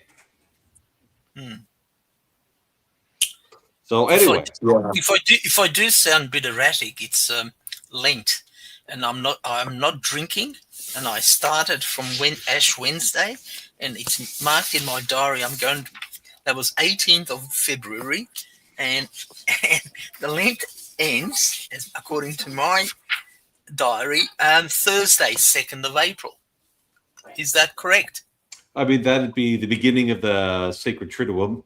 So usually Holy Thursday and Good Friday and Holy Saturday are also fasting days or days of penance. But I've given my alcohol, and I like my red wine and food. So if I do sound a bit jumpy, I apologize. Well, I've got to fast multiple times throughout the week during Lent, so because I'm in the Byzantine, right? Oh yeah, you guys actually have the old fasts, which is frankly probably pretty good for you to do that. That was actually this men's retreat I did this last weekend. It's a silent fasting retreat with Father Sites, and we're going to get really manly about this. And then like my headshot is just so sweet, he's smiling. I kind of feel like I need to have like a dark black and white. Come fast with Father Sites. Yeah, I mean, correct me if I'm mistaken, Father, but aren't fasts in the Catholic tradition that you have to give up things like red meat and stuff, but you're still allowed to eat like So we've got different categories that we're dealing with here. Abstinence is abstinence from certain foods. So quite famously, the abstaining from meat on Fridays. Used to be meat, dairy, and eggs, and we're weak Correct. now. And that's pre-Vatican II. Yeah. That's been softened, and then fasting is, I suppose, a reduction at least in categories. I think traditionally it was you're not eating that day, although the way we talk about it now, we allow people to have a little bit, and even if you're just having a little bit, you can still get pretty hungry and draw some good fruit from that. So it's but a lot of this stuff, I think a lot of this stuff, like started changing when Christendom started collapsing. And, like I think about the practice of having Sunday Mass on Saturday night, and like, why was that introduced? It was introduced because, we have this Sunday Mass obligation. We say everybody's got to get to Mass on Sunday unless it's impossible for them. And then there was like, different professions where they weren't making people work on Sunday, like nurses and paramedics and maybe some other ones, and they couldn't couldn't quite manage it. So it's like we were just going to have this exceptional thing, this exceptional thing where like people could. I think they used to call it the privileged mass. You needed to have a letter from the bishop saying that you could go to this Saturday night mass there, but that actually like had a bunch of domino effects, because okay, like we're going to do mass at 4 p.m. on a Saturday. Well, are we really going to expect the priests to fast from everything, water included, from midnight the night before? It's like, well, no. So now we got to come up with new fasting rules there.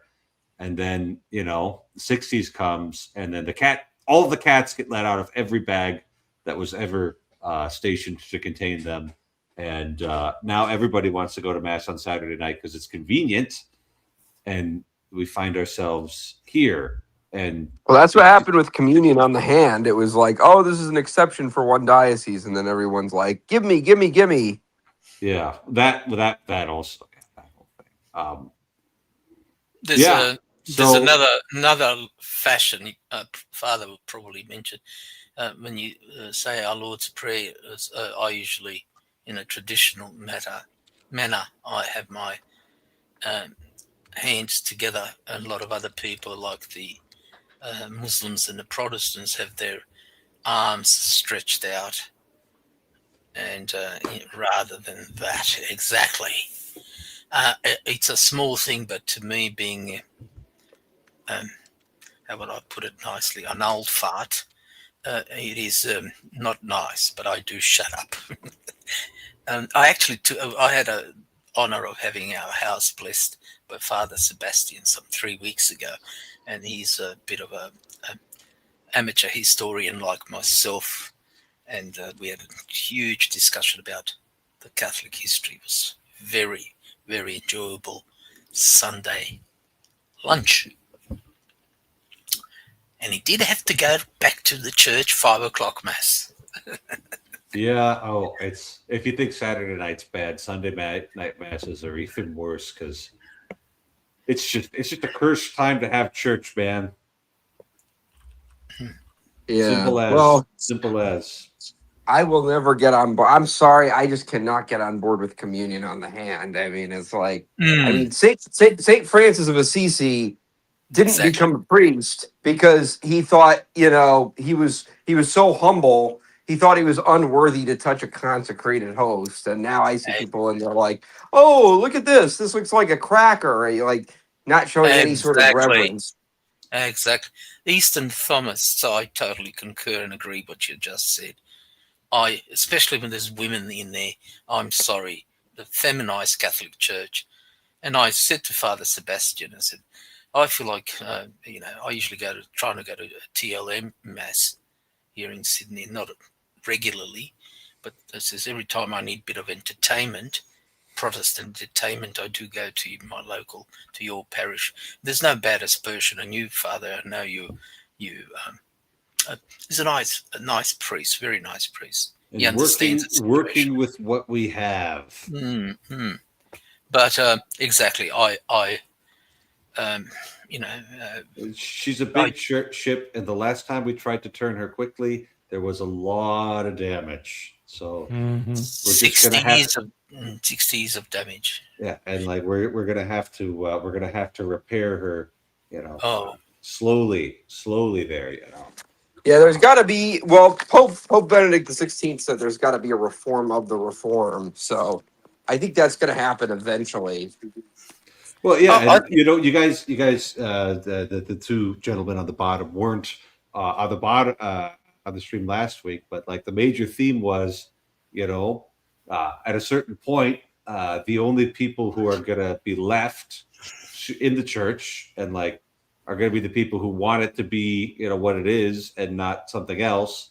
Going to have an essentially conservative impulse to revivify these things rather than, if I wanted like a progressive lifestyle and progressive values, I would sleep in on Sundays, and I wouldn't bother with the church because I could just go get like better progressivism with younger, more attractive progressives, somewhere else, right? Because all of our progressives are really old, because it's just not like the appropriate body for that kind of nonsense. That's all that progressive energy needs to be in the whore of Babylon and not the bride of Christ. Like, that's just Well, say it how it is.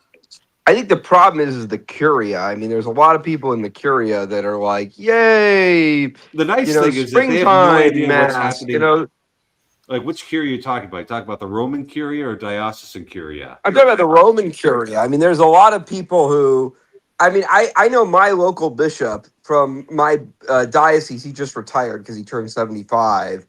But we were talking to him, and he was a pretty conservative bishop. Like he did a TLM every year.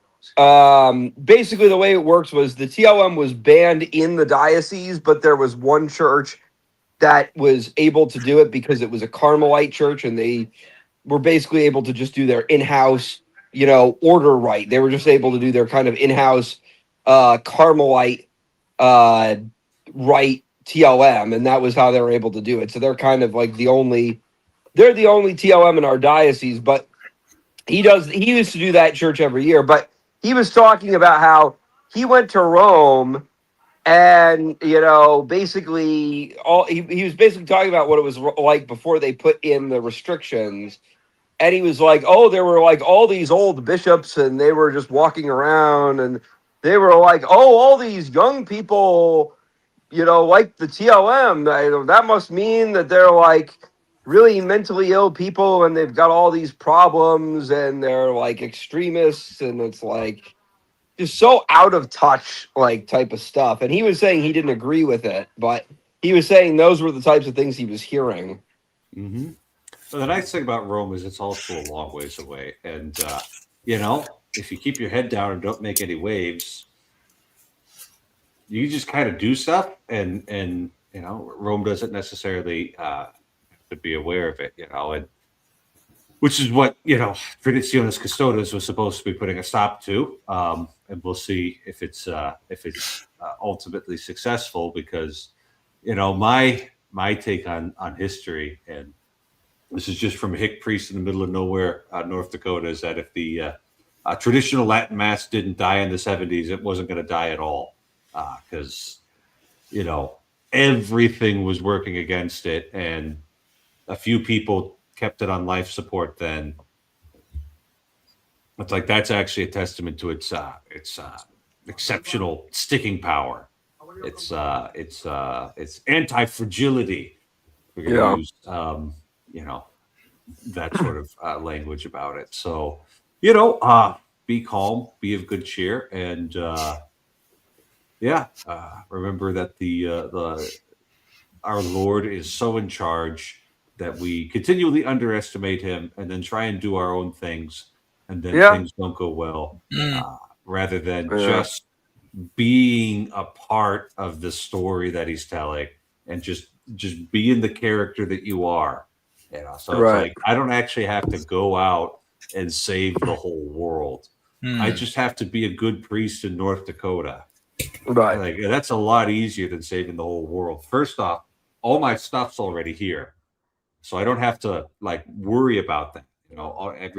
Everything's already here, and like I already know people here, so it just makes everything a lot simpler when we just accept our little position here.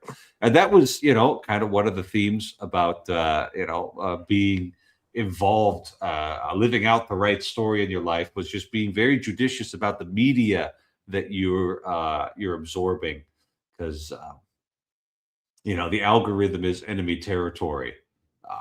Doesn't mean you can't be there, but like you must go out into the YouTube algorithm, into the X algorithm, all these places, and like, I'm in enemy territory right now.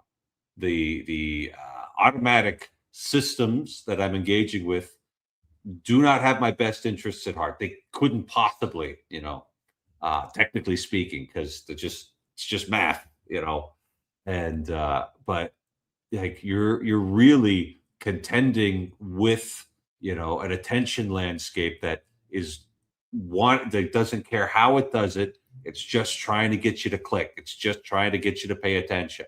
So like, it could be really straightforward. Here's a very attractive and scantily clad woman. Click on my ad. or it could be this is going to be scary, this is going to be frightening. All it has to do is just get you to pay attention to it, and then they get their 10 cents or whatever from McDonald's.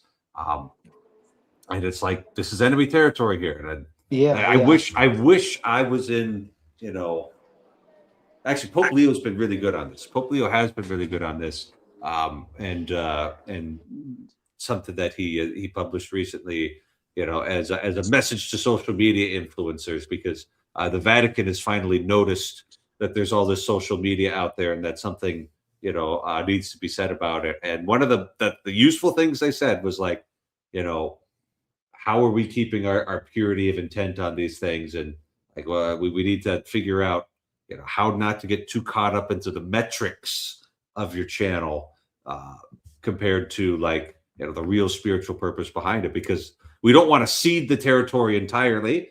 And like, I'm sure there are people who came to the rite of election here at our cathedral a couple Sundays ago who, like, their first hook in was a Father Mike Schmidt short, or like Pints with Aquinas podcast or something like that. And like, we got to have our people out there, but Yeah.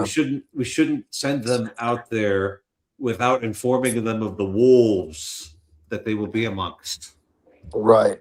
Yeah. And Father, I think people with autism are probably more likely to be victims of this than people without autism, because I think people with autism lack social discernment relative to people who are not on the autism spectrum. I mean, I certainly consider myself on the autism spectrum, at least from the diagnosis I got from a social worker, and I lack some social discernment, which I hope is obvious by now. But I'm growing, and yeah, it is really unfortunate that people on the spectrum and people who are neurodivergent in general are falling for this.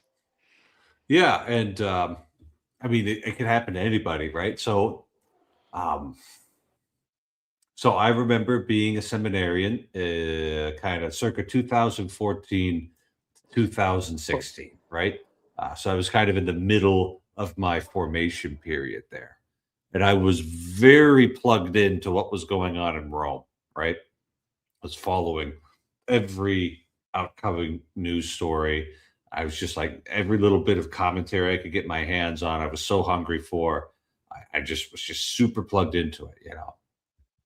And I let my emotions and my interior state and my prayer just be invaded by this stuff, constantly.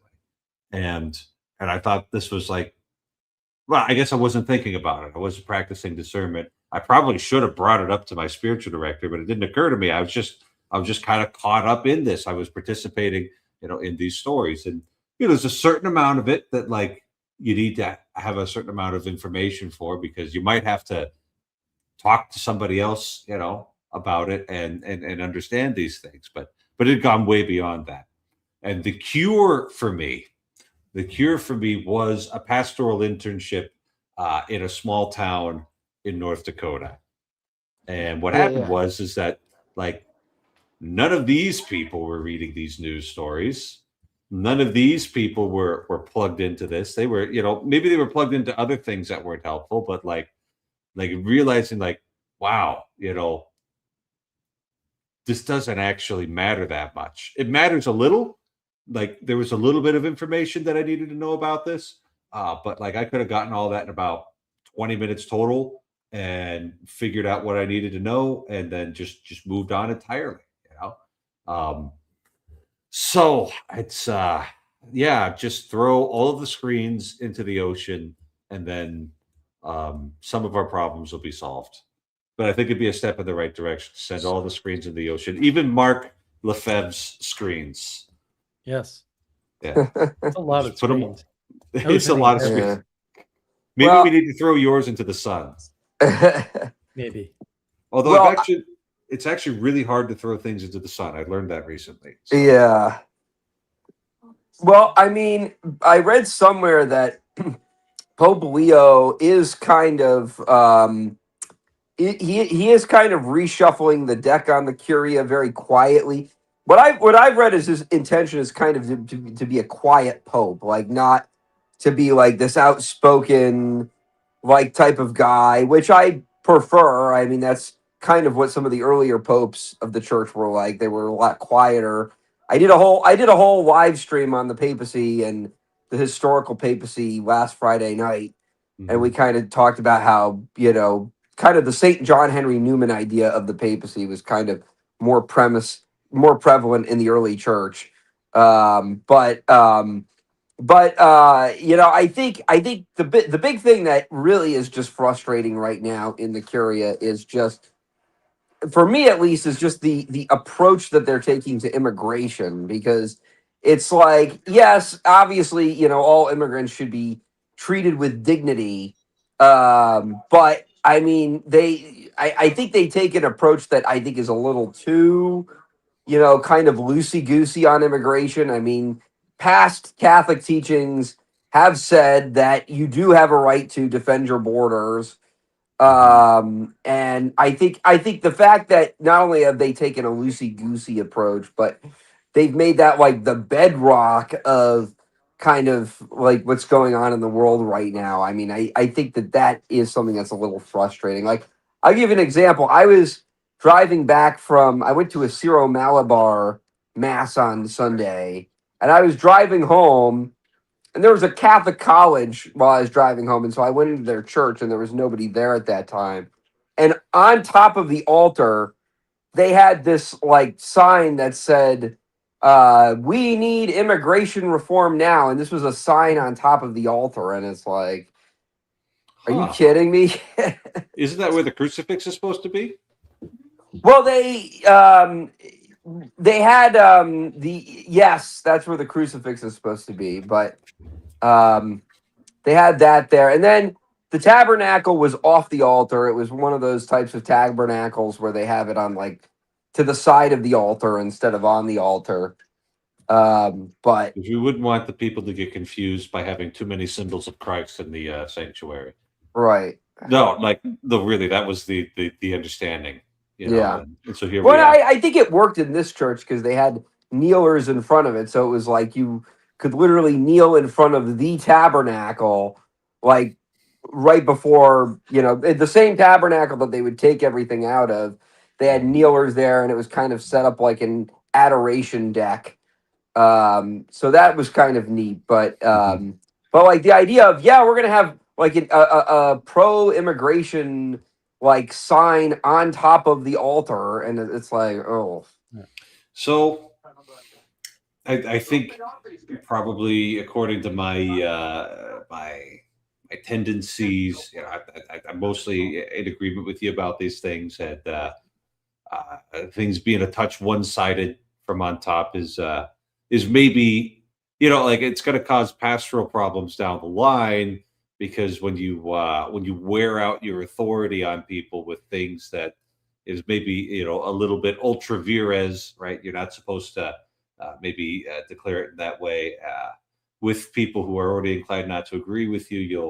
You'll lose authority maybe when you really need it, and so it's setting yourself up for a little bit of pastoral failure here with people who don't want to hear this particular debatable message, not something that's, Right. a bedrock faith and morals that we all need to be in agreement on. However, have you considered the fact that really the people in Rome, the Vatican, don't actually control anybody's borders?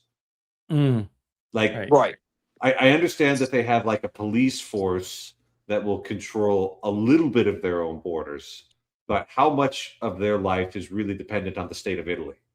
Kind of most of it, like kind of all of it.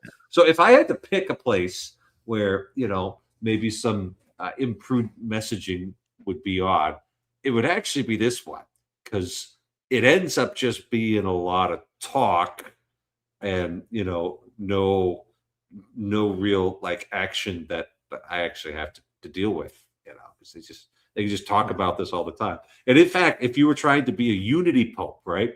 A unity pope, and there's this whole crowd of Catholics that are looking to you, if you just make these sounds, they'll be happy, and it doesn't actually affect anything.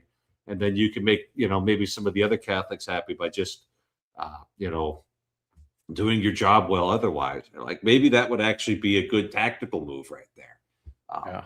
Yeah, it's like if he loosens the restrictions on the traditional Latin Mass and gets a few good dicasterial heads. There's several of them who are over 75. A few of them I'm eagerly anticipating their replacement. Like that might actually be enough to make me happy. And like, I'll just overlook some of this other rhetoric that I'm not really all that interested in. So, And I get that there are injustices of the church that have to be talked about, like abortion, obviously, has to be talked about regularly, and it should be talked about. But, something like ICE, whether you agree with it or not, is not to the level of abortion. But But I they think don't, it's. they don't control it. So who cares? But like in That's some kind of the cases, like point. I feel the bishops treat it like it's kind of the Yeah, same precedence. Of course they do, but they're doing that for lots of reasons. And one is, yes, she's swimming in the Catholic water, but the temperature is being set by the materialist Protestant viewpoint, by the secularists, and that's Which a is another secular problem. argument, right? And that secular argument stems from a very important place, which is the church is receding. And in the past, they never had problems with immigration because everybody knew where the borders were, and those borders were correctly drawn.